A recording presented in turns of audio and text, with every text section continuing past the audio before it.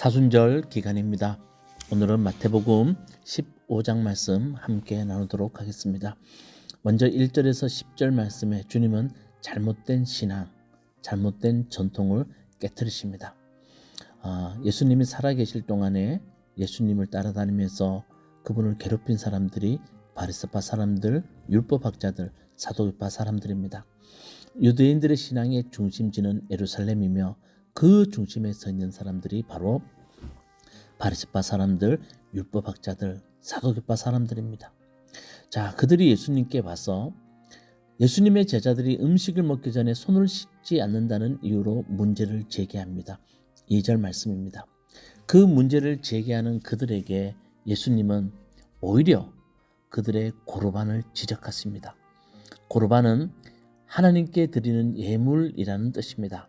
가령 어떤 사람이 자신의 재산을 두고 고르반이 되었다라고 선언하면 그것은 하나님께 바쳐진 것으로 간주되고 성전에 기속됩니다.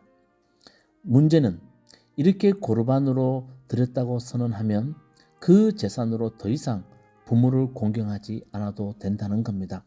하나님께 다 드렸기 때문에 부모를 공경하지 않아도 된다는 겁니다.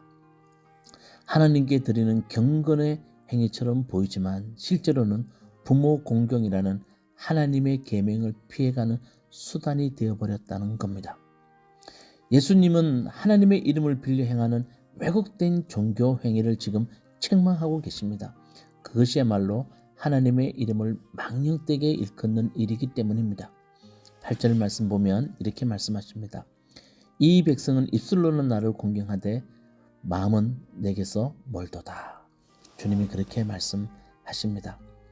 여러분, 종교적 삶이 내 삶의 책임을 회피하게 하는 수단이 되어서는 안 된다는 겁니다. 예수 잘 믿는 사람의 가장 큰 특징은 자기 삶의 자리를 아름답게 하는 겁니다. 가족과 가까운 사람과 이웃, 그 모든 사람들을 잘 돌보고 그들 관계를 아름답게 하는 겁니다. 그런데 정말 우리가 가끔 TV를 통해서 보거나 또 만나는 사람들 중에 교회는 열심히 다니는데 삶의 자리를 엉망으로 만드는 사람들이 있습니다. 여러분, 그런 사람의 특징이 뭔지 아십니까? 입술로는 주님을 공경하되 마음은 주님께로부터 멀리 떨어져 있다는 겁니다. 우리 신앙을 점검해야 됩니다. 신앙생활 잘한다는 것은 내 삶의 자리를 아름답게 한다는 것, 그것이 바로 참된 신앙생활의 모습이라는 것을 꼭 깨달을 수 있는 여러분 되시기를 주님의 이름으로 축원합니다. 그리고 10절에서 20절 말씀에 들어가는 것과 나오는 것에 대해서 주님이 말씀하십니다. 아주 재밌습니다. 예수님은 입으로 들어가는 것이 사람을 더럽게 하는 것이 아니라 입에서 나오는 것이 사람을 더럽힌다 라고 11절 말씀에 말씀하십니다. 더러움이라는 개념을 중심에 두고 들어가는 것과 나오는 것을 대조하고 계십니다. 입으로 들어가는 것이 음식이라면 입에서 나오는 것은 말입니다. 그리고 그 말의 뿌리는 마음입니다. 결국 사람을 더럽히는 것은 외적인 음식이 아니라 마음에서 나오는 생각과 말이라는 겁니다. 그러므로 진정한 정결은 외적인 규례의 준수가 아니라 마음의 정화에 있다는 겁니다. 무엇을 먹는가 보다 더 중요한 것은 마음에 무엇을 품고 있는가라는 겁니다. 우리의 마음을 살피고 정결케 하는 것이 여러분 신앙의 본질입니다. 그래서 우리가 무엇을 먹는가, 그보다 더 중요하게 내가 여겨야 될 것은 내 입에서 무엇이 나오는가를 중요시 여겨야 됩니다. 가끔 우리가 사람들을 만나면 무엇을 먹을까에 대해서 아주 고민합니다. 그리고 어디 가서 먹는 것이 아주 즐거운 일이라고 우리는 또 그렇게 나눕니다. 여러분, 그런 것도 우리 삶의 즐거움 중에서 하나입니다. 저는 좋아합니다. 그렇지만 그만큼 또 우리가 봐야 할 것은 내 속에서 무엇이 나오고 있는가, 나는 사람들하고 함께 있을 때 말을 어떻게 하는가, 뼈 있는 말을 하는가, 내가 하고 싶은 말만 하는가. 여러분, 우리가 정말 입에서 나오는 말에 대해서 우리가 깊이 돌아봐야 됩니다. 그것이 우리 정결의 기준이라는 것을 여러분 꼭 기억하시기 바라겠습니다. 자, 두로와 시돈에서 만난 여인의 믿음에 대해서 21절에서 28절까지 나옵니다. 우리가 잘 아는 말씀입니다. 예수님은 두로와 시돈 지방 곧 이방 지역으로 가십니다. 그곳에서 한 가난한 여인을 만나십니다. 그리고 그 여인은 귀신 들린 딸을 고쳐달라고 예수님께 간절히 요청합니다. 예수님은 처음에는 침묵하시고 이에 자녀의 떡을 취하여 개들에게 던짐이 마땅치 않다라고 26절에 말씀하십니다. 당시 개라는 표현은 이방인을 낮추어 부르는 말입니다. 그럼에도 여인은 물러서지 않습니다. 오히려 개들도 제 주인의 상에서 떨어지는 부슬기를 먹나이다 라고 고백합니다. 여인은 딸을 향한 사랑과 간절함 앞에서 자신의 자존심을 내려놓습니다. 모욕적인 것을 들을 수 있는 표현 앞에서도 흔들리지 않습니다. 중요한 것은 자신이 누군가가 아니라 내가 누군가가 아니라 예수님이 누구신지를 아는 것이 중요하다는 것입니다. 주인이 누구인지를 알았기에 그 앞에 자신을 맡길 수 있었던 겁니다. 하나님이 각 사람에게 주신 자아는 여러분 참 소중합니다. 함부로 짓밟는 것도 죄고 누군가에게 함부로 하는 것도 안 됩니다. 자아를 함부로 대하는 것은 누군가에게는 폭력이 될 수 있습니다. 그러나 내려놓아야 할 자리에서 자아를 내려놓는 것은 믿음입니다. 믿음이란 참된 주인 앞에 내 자신을 맡기는 것이고 내려놓는 겁니다. 그게 믿음입니다. 이 여인의 이야기를 통해서 우리에게 그것을 말해주고 있습니다. 주인 앞에서 모든 것을 내려놓는 것, 그것이 바로 믿음이라고. 그 믿음이 있는 사람은 하나님이 그들이 원하는 것들을 하나님이 이루어 주신다라는 것을 말씀하고 있습니다. 자, 마지막으로 4,000명을 먹이는 기적이 32절에 39절 말씀에 나와 있습니다. 빵 7개와 몇 마리의 작은 물고기로 4,000명을 배불리 먹고 남은 강주리가 17강주리가 남습니다. 여러분, 오병이의 기적과 유사한 사건인데 유사한 것 같지만 다릅니다. 이것은 이방 지역에서 일어났고 12강주리 아니라 7강주리가 남습니다. 여러분, 오병리의 기적 때 12강주리는 이스라엘의 12지파를 상징한다면 7강주리는 가나안의 7족속을 상징합니다. 이는 하나님께서는 이스라엘 나라뿐만 아니라 이방인까지도 먹이시고 다스리신다는 메시지를 담고 있습니다. 하나님의 은혜의 경계는 인간의 경계를 넘어섭니다.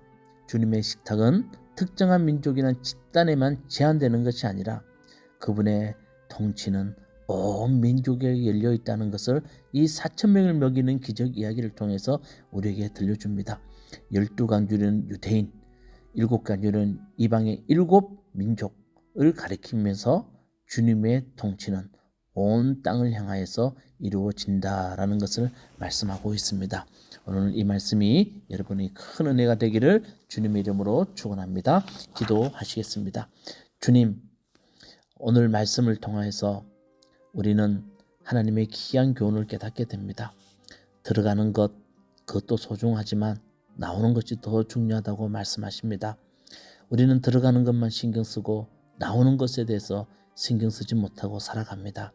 이제 나와 들어가는 것보다 내가 무슨 마음을 품고 내 입에서 어떤 것이 나오는가 우리가 깊이 생각하고 정말 주님 앞에서 정결함을 품고 그리고 이웃을 북돋는 말과 생명을 살리는 말을 할 수 있는 저희들 되게 하여 주시옵소서.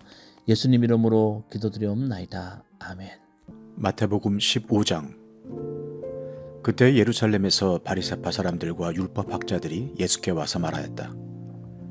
당신의 제자들은 어찌하여 장로들의 전통을 어기는 것입니까? 그들은 빵을 먹을 때에 손을 씻지 않습니다. 예수께서 그들에게 말씀하셨다. 그러면 너희는 어찌하여 너희의 전통 때문에 하나님의 계명을 어기느냐? 하나님께서 말씀하시기를 아버지와 어머니를 공경하여라 하시고 또 아버지나 어머니를 욕하는 자는 반드시 죽을 것이다 하셨다. 그러나 너희는 말하기를 누구든지 아버지나 어머니에게 내게서 받으실 것이 하나님께 드리는 예물이 되었습니다 하고 말만 하면 그 사람은 제 부모를 공경하지 않아도 된다고 한다. 이렇게 너희는 너희의 전통 때문에 하나님의 말씀을 폐한다. 위선자들아, 이사야가 너희를 두고 적절히 예언하였다. 이 백성이 입술로는 나를 공경해도 마음은 나에게서 멀리 떠나 있다. 그들은 사람의 훈계를 교리로 가르치며 나를 헛되이 예배한다. 예수께서 무리를 가까이 부르시고서 그들에게 말씀하셨다. 너희는 내 말을 듣고 깨달아라. 입으로 들어가는 것이 사람을 더럽히는 것이 아니라 입에서 나오는 것, 그것이 사람을 더럽힌다. 그때 제자들이 다가와서 예수께 말하였다. 바리새파 사람들이 이 말씀을 듣고 분개하고 있다는 것을 아십니까? 예수께서 대답하셨다. 나의 하늘 아버지께서는 자기가 심지 않으신 식물은 모두 뽑아버리실 것이다. 그들을 내버려 두어라. 그들은 눈먼 사람이면서 눈먼 사람을 인도하는 길잡이들이다. 눈먼 사람이 눈먼 사람을 인도하면 둘 다 구덩이에 빠질 것이다. 베드로가 예수께 그 비유를 우리에게 설명해 주십시오 하고 청하니 예수께서 말씀하셨다. 너희도 아직 깨닫지 못하느냐? 입으로 들어가는 것은 무엇이든지 뱃속으로 들어가서 뒤로 나가는 줄 모르느냐? 그러나 입에서 나오는 것들은 마음에서 나오는데 그것들이 사람을 더럽힌다. 마음에서 악한 생각들이 나온다. 곧 살인과 간음과 음행과 도둑질과 거짓 증언과 비방이다. 이런 것들이 사람을 더럽힌다. 그러나 손을 씻지 않고서 먹는 것은 사람을 더럽히지 않는다.